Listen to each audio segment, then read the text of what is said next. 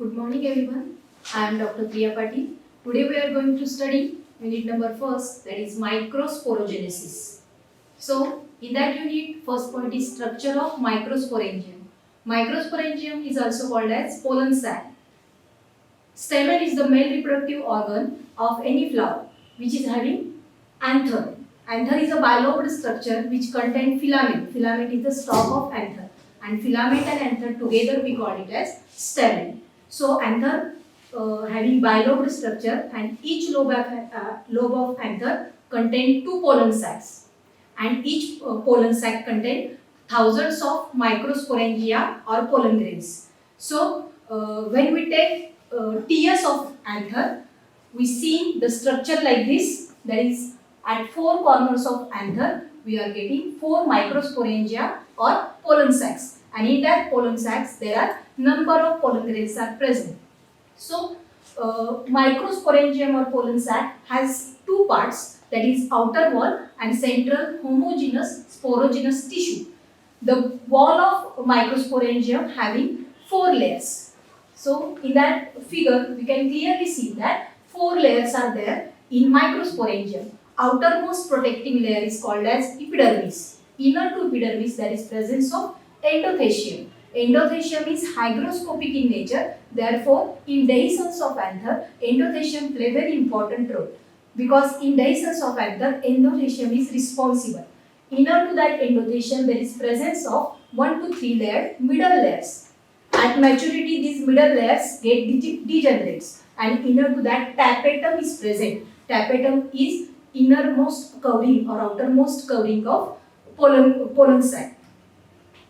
And inner to tapetum there is presence of microspore mother cells. So therefore, microsporangium has four layers of walls, that is epidermis, endothecium, middle layers and tapetum. So microspore mother cell has abundant cytoplasm and prominent nucleus. Out of these four layers, there is one layer is there, that is tapetum, which is having dense cytoplasm and more than one nucleus is present. Then structure of anther.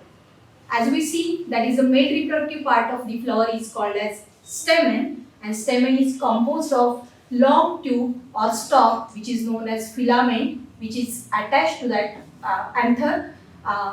Anther is oval or knob-like structure present in flower. Each anther generally born at the tip region, that is with tip region.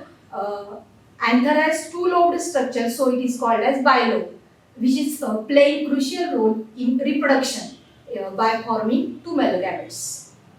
So this is the external view of anther. When we see face view, we not clearly see that is connective tissue, but when we see back view of anther, there is presence of connective tissue which can be clearly seen in that figure.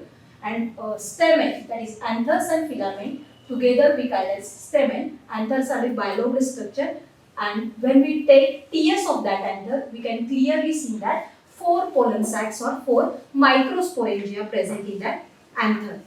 So based on attachment of filament, there are presence of different types of anther, such as basifixed anther, adnate anther, dorsifixed anther and versatile anther.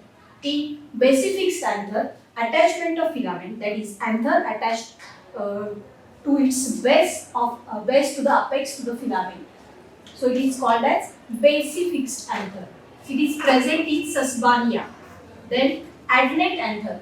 When anther is attached to the whole length of its filament, then anther is called as adnate anther.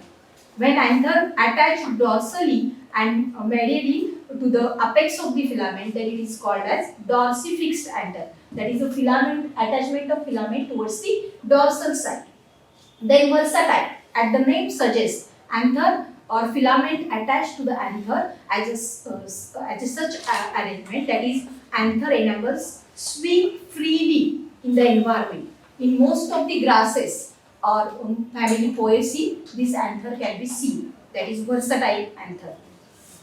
So one terminology, that is anthesis, refers to process during which anthers dangle out from the spikelet of a growing flower and the process of dehiscence occur during the stage of anthesis when flower attain the maturity. And dehiscence means on maturation, anther bursts and discharges or releases their pollens from that pollen sacs. It is called as dehiscence. So the point where anther breaks, it is called as line of dehiscence. In each species of a flower, this line of dehiscence is different. The process is coordinated by the pollen differentiation, floral development as well as flower opening. And endothecium, that is the layer of microsporangium, second layer of microsporangium. Endothecium is responsible for anther dehiscence because pollen dispersal takes place by breaking this dehiscence, breaking this endothecium, because endothecium is hygroscopic in nature, and tapetum nourishes the developing pollen grains, and the outer three walls provide protection and helping in dehiscence process. So endothecium is responsible for the dehiscence. So these four layers, that is epidermis, endothecium, middle layer and tapetum. Out of these four layers, endothecium helping anther dehiscence. Then the cells of endotheciums are radially elongated and develop fibrous thickening, which arise from the tangential walls at maturity. And this thickening is not even along the layer of endothecium, and where this thickening is weak, this is the point of dehiscence. So during this process of dehiscence, anther undergoes dehydration, that is pollen loses its water and the strip between pollen sac disintegrate, which results in release of pollen grains. And based on direction of dehiscence, anther releases pollen grains in different way. There are different types of anther dehiscence. That is the most common and ancestral anther dehiscence type is longitudinal type. These are the diagrams showing that anther dehiscence in different way. That is, in first diagram, the anther dehiscence takes place toward the tip region or distal region of anther. So it is called as poricidal dehiscence. In second, short slits are present at the apical region. Then third, longitudinal slits, that is longitudinal dehiscence. This is most common and ancestral type of anther dehiscence in most of the flowering plant. That is longitudinal slits are present in anther, and from this these are the breaking points of anther from which pollen releases. Then next is transfer slits. Transfer slits, as the name suggests, the dehiscence point is at the middle of that anther, that is from the unilocular ovary, pollen releases at the center.